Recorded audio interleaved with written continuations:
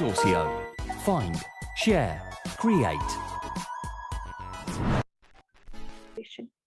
So the previous session that we had recently was aimed to help students understand the process of going abroad to study, the difficulties or the ease with which they might face situations out there, especially in the post-COVID scenario. And it was widely accepted and appreciated.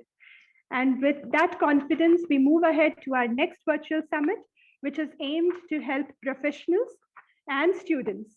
Professionals who are looking for a career change, professionals who are looking to generally be interview prepared to face, to take up upgrades in their career, and to students, of course, who will be facing interviews and plunge into their chosen professional paths. And without any further delay, I would want to introduce our panelists. We have Ms. Smita Nair all the way from UK with us, and we have Mr. Robbins joining us from Trivandrum.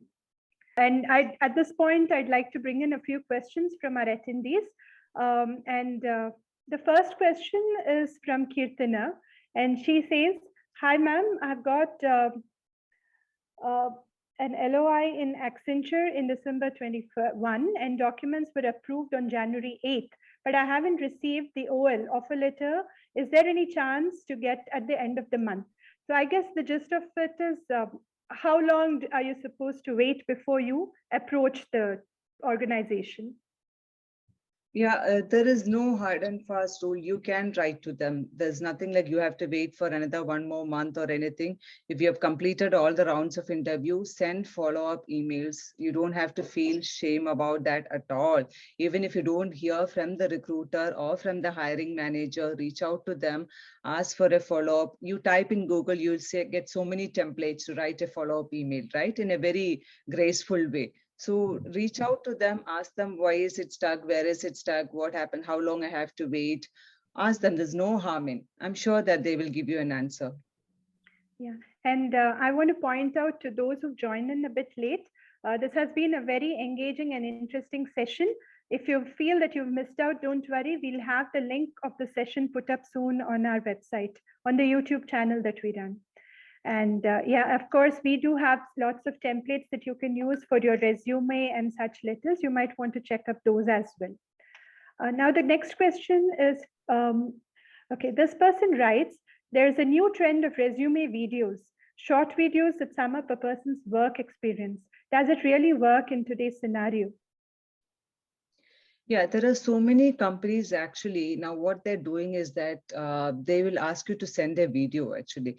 The first round is basically they give you, it's a real time actually. You click on the link and you will be, you're given 10 to 15 minutes where you can talk about yourself, and they will review and then come back to you. So there will be a few questions. You'll be given 5 questions, and it's a video which starts now, and the next 15 minutes you have to give an intro and answer that 5 questions also. Yes, there are so many companies doing that.